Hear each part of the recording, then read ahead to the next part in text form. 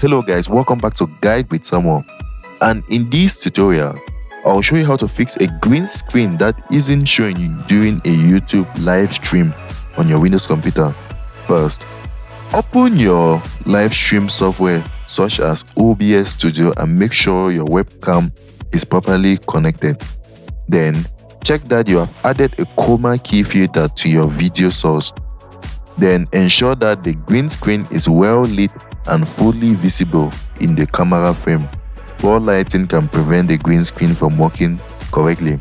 After that, adjust the Chroma Key settings in your software such as similarity, smoothness, and key color split reduction to fine-tune the effect.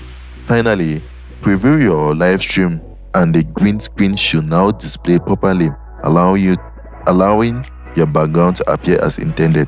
And that's that, guys. If you found this helpful, don't forget to like and subscribe to Guide with Samuel for more helpful tutorials. Thanks for watching.